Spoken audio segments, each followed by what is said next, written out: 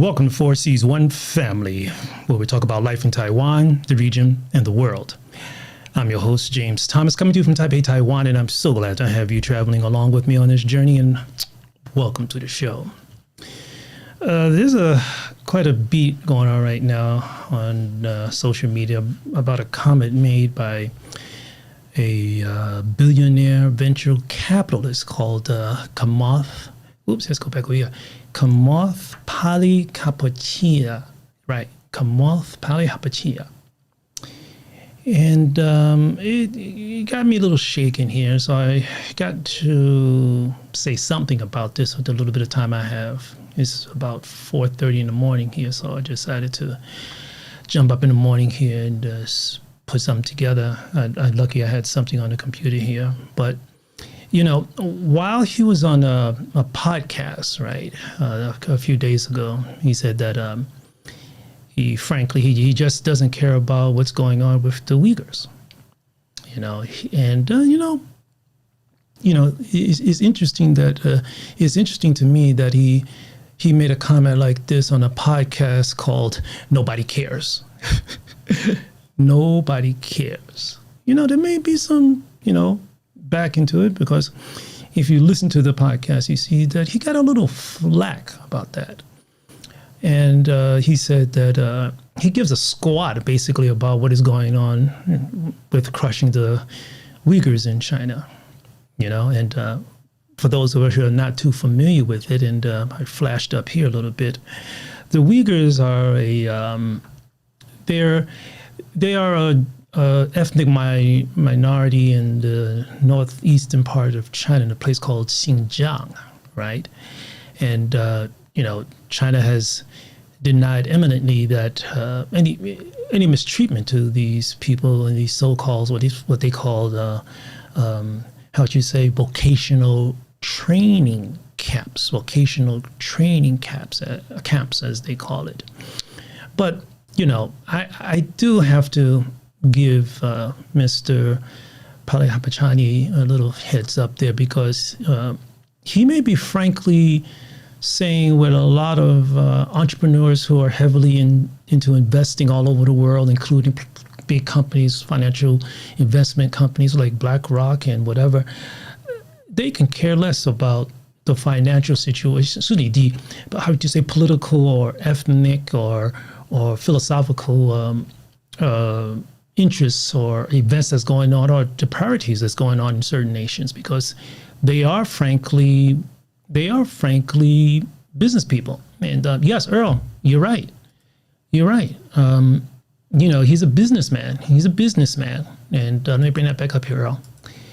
He's a businessman. It came from his heart, but sometimes what comes from your heart can be, coming from a certain perspective, it can be quite training. Yeah, that's what China said, vocational training camps. Yeah, right. Yeah, some people will call jail that too, right? They make criminals better criminals. But moving right along. But, you do have to give him some prompts, because he did point out, frankly, what a lot of venture capitalists, entrepreneurs, and those big investment companies with these blind blank money really, really, really think they feel they should do.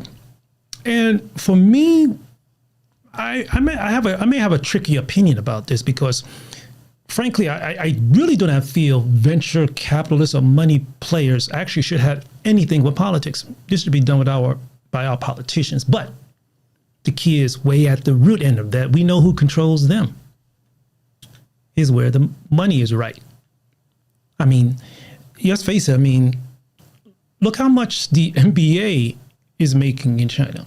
I mean, their population, there's more. They probably make or have more viewership in China than America 3 times, or North America, in that fact, or part of Europe. This is just the bottom line, and I guess this is money talking over the head of people, and this is quite sad, but this is the reality of today, and of yesterday, and also the future.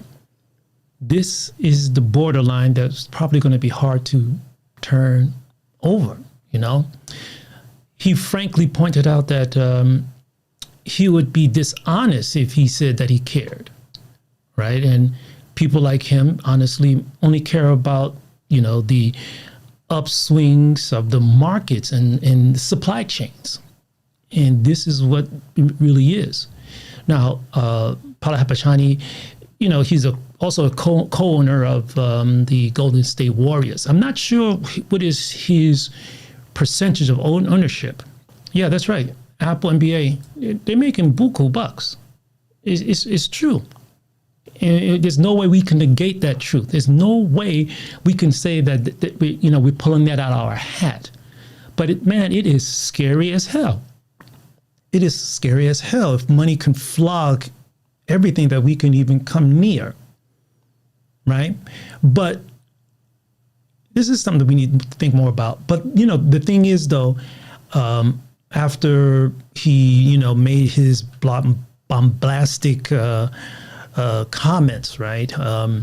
His comments were heard by those in his social circle, or I should say financial circle, right? And representatives or the Golden State Warriors let it be known in a statement that the comments that he presented do not speak on behalf of the franchise. And they said this without mentioning a word about the Uyghurs. Isn't that sweet? Isn't that sweet? I just call that another case of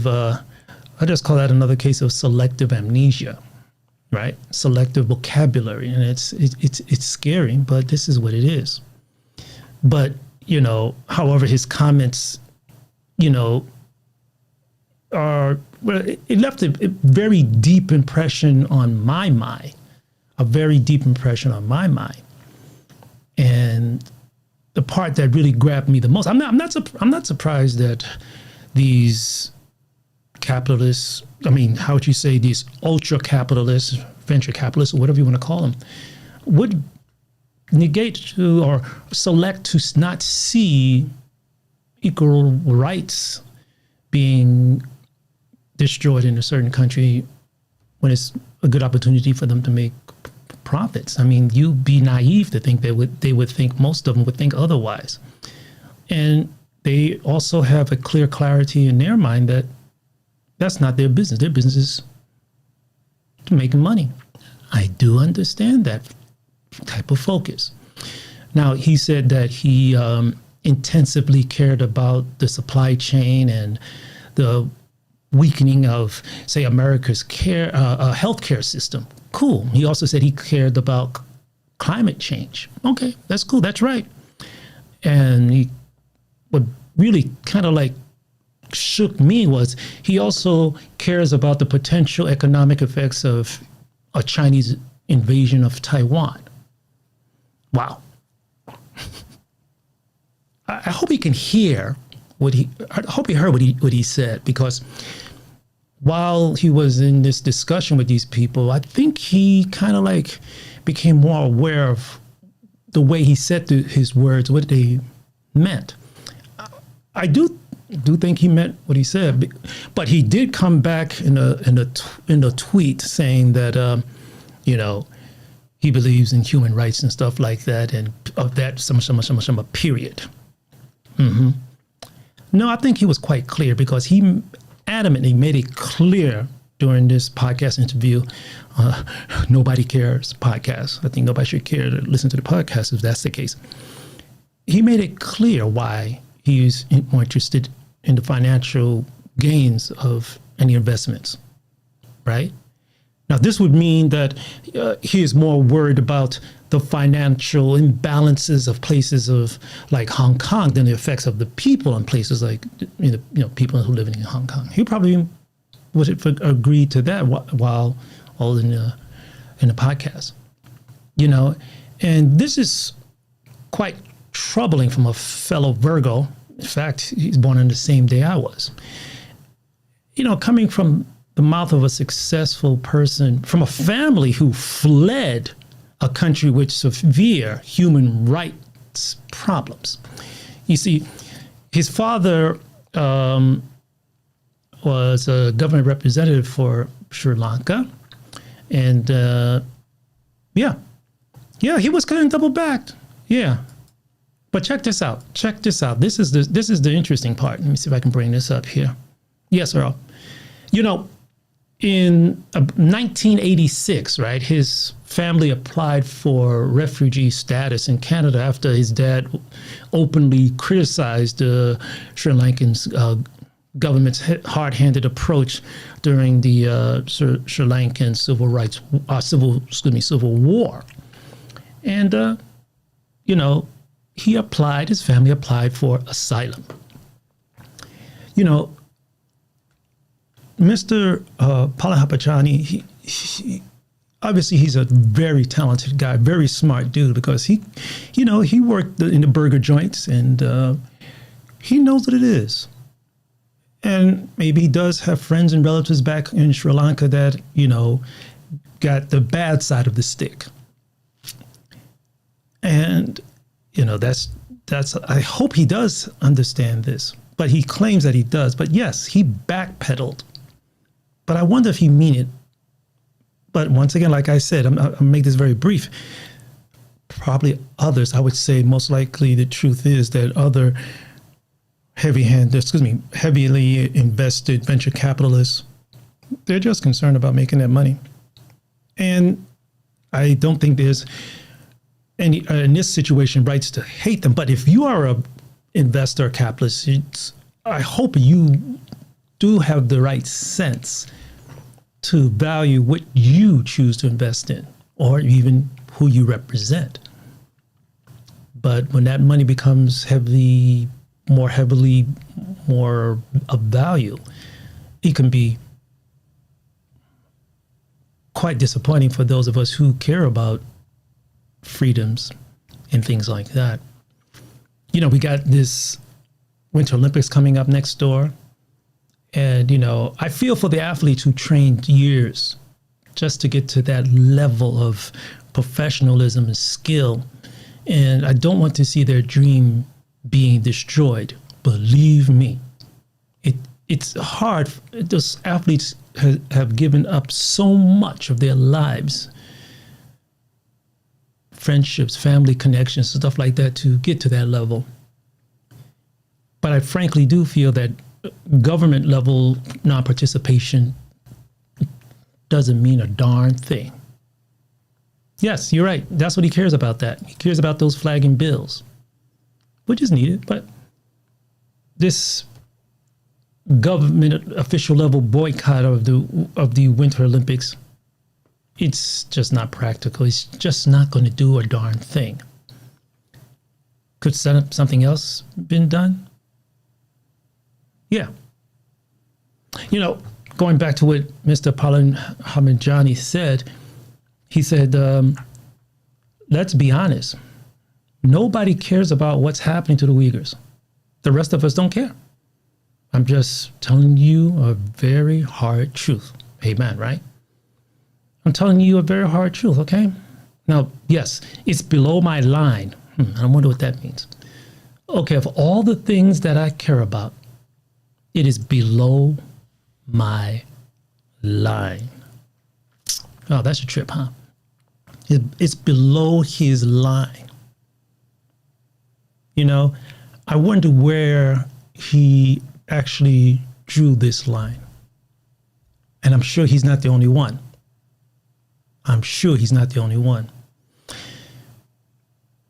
The fear that I have is people like Palihapitiya, people like him, make us think about the pressure placed on Taiwan by the neighbor next door. People like him care about the financial effects of the China-Taiwan conflict.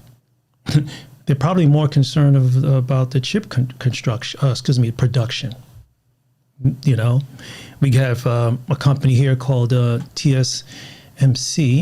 They make a lot of the chips made for the products that we use every day, from our watches, of course, cell phones and computer parts and all that kind of stuff.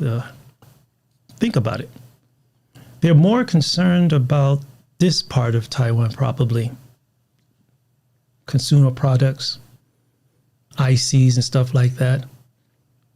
It's going to be weird to face an entrepreneur in the face and talk to them about certain things when you know what their job is, what their obligation is, who their obligation is to. Yes, Earl, you're correct about this. Let me put this up here.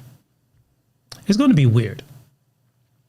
It's going to be very weird. But what does it mean? We got athletes over there being yelled at. There's a situation where African-American basketball player was called that other word that we don't like to hear. Yeah, oh, yeah, that's right. Yeah, when you get back here, give us a ring. We'll have you on. But I just wanted to jump in here. Thanks for jumping here, Earl. I just wanted to jump in here and say a few things before I get a good bedtime here. This will be my bedtime story. And for these billionaire venture capitalists like Kamath Palihapitiya, these money-focused capitalists, this may be why the neighbor next door, is allowed to depress people here in the free world to the point of no recovery or return. So I just want to jump in here and make a few comments about this. And it's quite scary, especially when you're here at the location I am and hearing things in what's going on in the rest of the world kind of like makes people forget what's going on here. But I am hoping deep down in my heart that the word gets out to people back home in other parts of the world that there's some things worth paying attention to. There's some things worth trying to protect. So hopefully people like you, myself, and others, the whole thing we can do mainly at this point is spread the word, because that's probably more important than flying missiles around everywhere. So thanks a lot, guys, and I'm going to get some sleep here. Thanks a lot for dropping by here, 4 Seas One Family. Oh, really? Yeah. And this is quite interesting, too.